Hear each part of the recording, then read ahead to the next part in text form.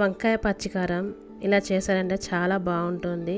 రుచి కూడా అదిరిపోతుంది అండ్ తొందరగానే అయిపోతుంది. కర్రీ కూడా వండడం ఎక్కువ టైం తీసుకోదు. చపాతీ రైస్లకు చాలా బాగుంటుంది. ఫస్ట్ అయితే వంకాయలు ఇలా కట్ చేసుకొని ఉప్పు నీళ్ళల్లో వేసుకోవాలి.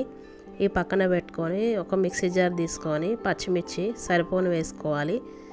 వేసుకొని అందులో అల్లం వెల్లుల్లి ముక్కలు వేసుకోవాలి. వేసుకొని తగినంత ఉప్పు వేసుకొని గ్రైండ్ చేసుకోవాలి పేస్ట్ లాగా. ఇలా గ్రైండ్ చేసుకున్నాక పక్కన పెట్టుకోవాలి. స్టవ్ ఆన్ చేసేసుకొని ఆయిల్ హీట్ అయ్యాక ఆవాలు వేసుకోవాలి. ఆవాలు చిటపట్లాడాలి. తర్వాత జీలకర్ర వేసుకోవాలి. జీలకర్ర చిటపట్లాడాలి. తర్వాత ఉల్లిపాయ ముక్కలు వేసుకోవాలి. వేసుకొని కలుపుకోవాలి. తర్వాత కరివేపాకు వేసుకోవాలి. వేయించిన జీలకర్ర మెంతి పొడి కొంచెం వేసుకోవాలి. స్మెల్ బాగుంటుంది కర్రీ.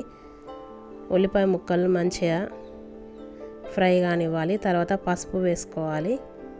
వేసుకొని కలుపుకోవాలి. తర్వాత ఇందాక పట్టి పెట్టుకున్న పచ్చిమిర్చి పేస్ట్ ఇందులోనే వేసుకోవాలి.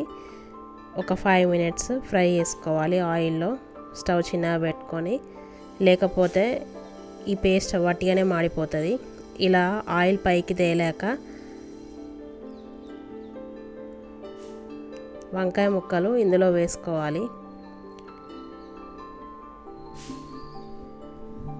వేసుకొని కలుపుకోవాలి.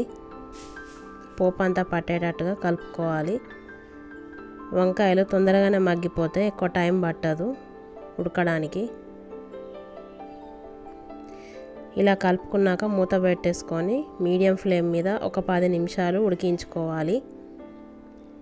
మధ్యలో కలుపుతూ ఉండాలి, లేకపోతే అడుగంటుతుంది కూర.